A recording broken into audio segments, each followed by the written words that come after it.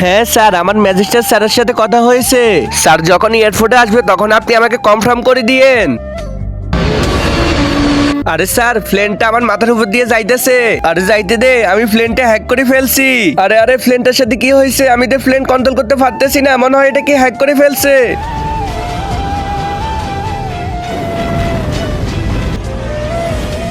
আরে ভাই, বড় স্যার আসার সময় হঠাৎ করে লোকেশনের থেকে বের হয়ে গেছে তার বিমান, এখন আর তাকে খুঁজে পাওয়া যাইতেছে না। কি বলো সেগুলা? শেষ কোন লোকেশনে ছিল সেখানে চল। ঠিক আছে ভাই, চল।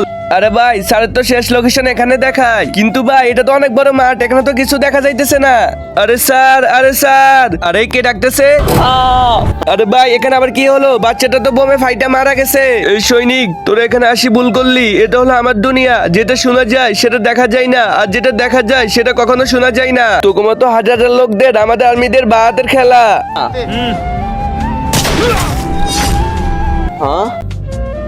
মুখ দিয়ে তো অনেক অনেক বড় বড় কথা বের হয়েছে। তোর বন্ধু তো শেষ, এখন তোর কি হবে? আরে সৈনিক, তুই আমাকে কি মনে করলি? পিছনে তাকায় থাকবে, দেখ।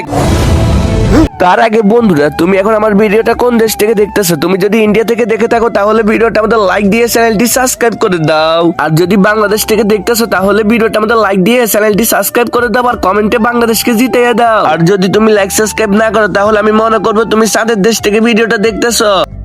আরে তুই আমাকে কি মনে করলি? আমি সাধারণ একটা লোক আনবো? এটা হলো একটা রোবট, একে কেউ মারতে পারবে না।